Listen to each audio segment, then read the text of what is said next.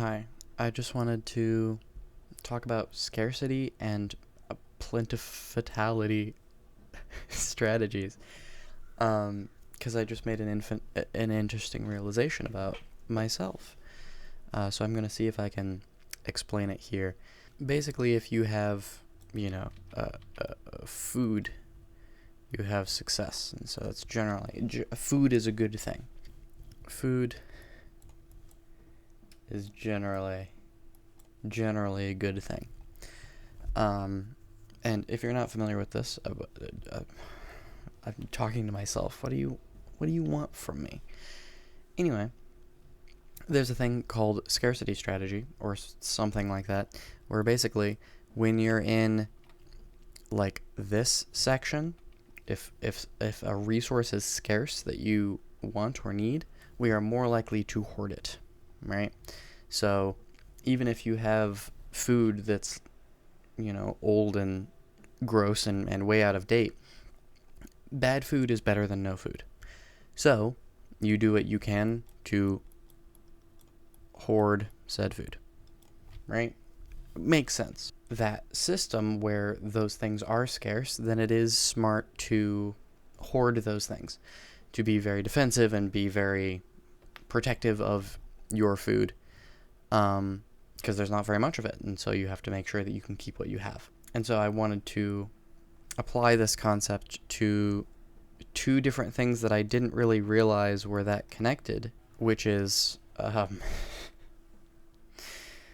BPD, borderline personality disorder, which is something that's been resonating with me recently.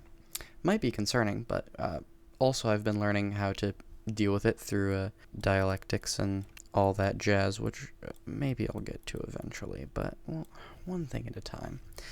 And being a know-it-all, one of my favorite pastimes. So, what do we do with this information? Why the hell am I tying all of these threads? This is food, right? Food, depending on where you are and what the situation is, food will be variously plentiful. So when it is plentiful, or if you have extra food and you're not too worried about it, you're less likely to hoard it. You're less likely to spend a lot of your time trying to get it, and you're more likely to share that with others, right? So I've been dealing with two separate problems that I just now realized recently is probably tied. So I'm dealing with two systems in my brain. Whether or not they are still useful tools are still programmed into me because they've been useful tools in the past, even if they're maladaptive. So those two scarcity systems are friends. If you're in the lower quadrant of friends, you're more likely to hoard them and be very protective and do all of these things to, dealing with like abandonment, right? Like abandonment is losing your food, and you don't want that. So you have a fear of abandonment, and you do all this different stuff just to like hold on to keep them. And the second one is time. Everyone's dying. If you have a limited amount of time, and we all do, then you hoard that time. And a lot of people do that in different ways. But how it's manifested for me is that I don't want to waste my time and grow up and feel like I never did anything. And I want to make sure, I have a legacy, that I leave something worth leaving. What is a legacy? Anyway, so there's this thing, a scarcity, right? So what does being a know-it-all have to do with time? Well, the manifestation of time hoarding means that not only are you hoarding time for yourself, you're worried about other people wasting their time. And so what do you do when you have a scarcity? How do you hoard it? You optimize it, right? How do we get the most value out of the thing you're trying to hoard? How do you keep this food good long enough to be able to eat it and survive? How do you optimize keeping friends? On and on. So when you optimize your time, you want to try to find the best way to do it. The best way to do anything. If you can do something in half the time, that's twice as much time you have, right? And so you're always trying to optimize and you're always trying to do all of these different things in order to make sure that you spend your time most efficiently. And the more you learn about all of these ways to optimize your time and to do things better, and the journey of progress, right, is kind of non-linear. It kind of goes like that, and there's a lot of bumps and dips and all of these different things. I'll get better, don't worry. If you are trying to improve, you're trying to find the fastest, best way to improve because you don't want to waste your time. So you learn all of these tricks, and it goes up and up and up, and you learn all of these more things, and then you have all of this information of how you got to here and how you can avoid all of these pitfalls. And then you see other people falling into those pitfalls.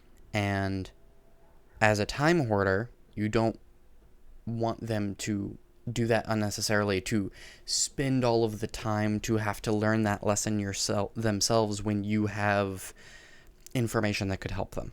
And that's really tricky because sometimes they want help. Sometimes they want to know how to do the thing, and sometimes they want to know all of these other stuff. And sometimes they don't, right?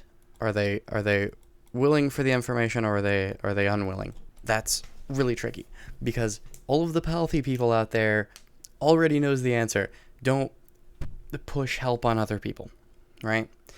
And I agree conceptually, but there's also a part of my brain that knows that that is not a universal rule. And that's really tricky for my brain to sort out, right? That there are people who need help that don't believe that they need help. And I know that that's the thing holding me back, and I know that's the thing I'm fighting, and that's the thing I'm trying to deconstruct, but I can't just... It's not helpful to just say, no, that's wrong and stupid, Lauren.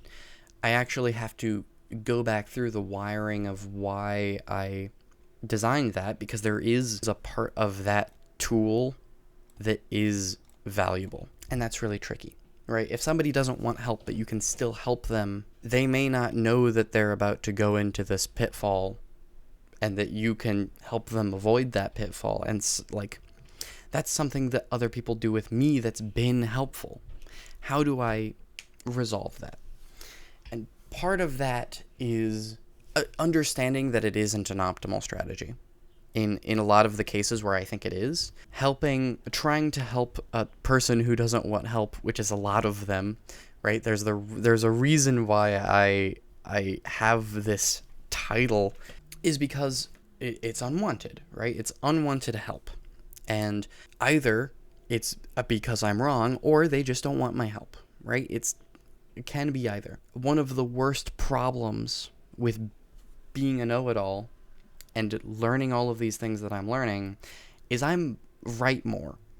I know that I'm right more because I'm learning so much more and getting so many more tools to prevent all this stuff and wasting less of my time and doing things in better ways that I can now see how it's hurting other people, and I just have to watch.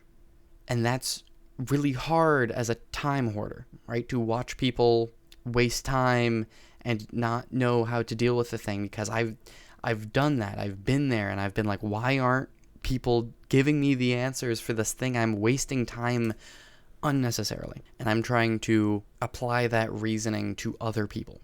And that's really weird and complicated.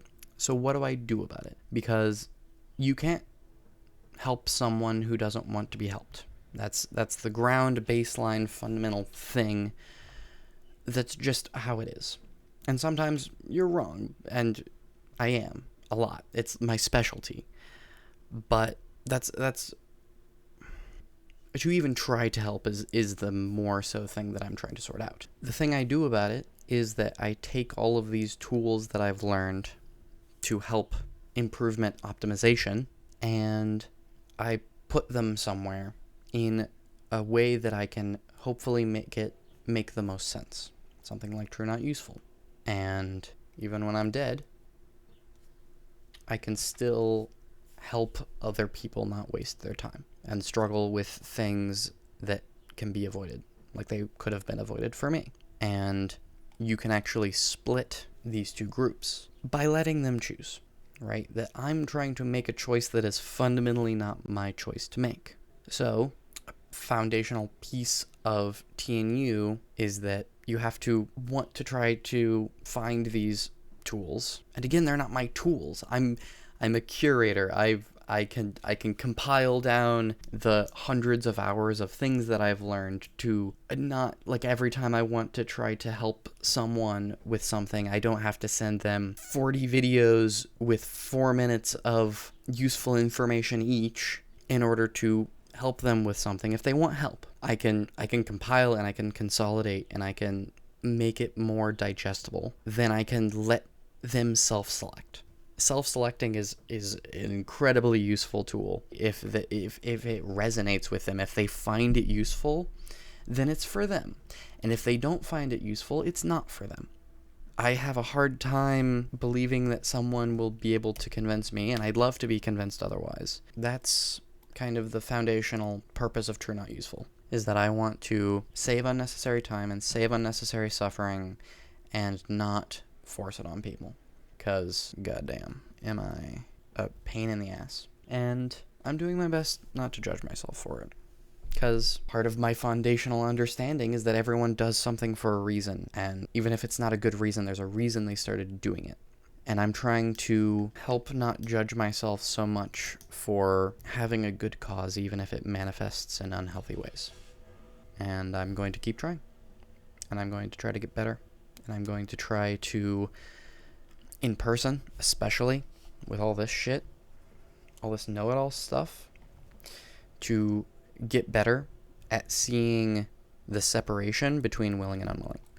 Because it turns out I have a very bad sense for it. This is something that it's been a hard pill to swallow. Because I know a lot of people are nice and kind to me and the really weird way that I am.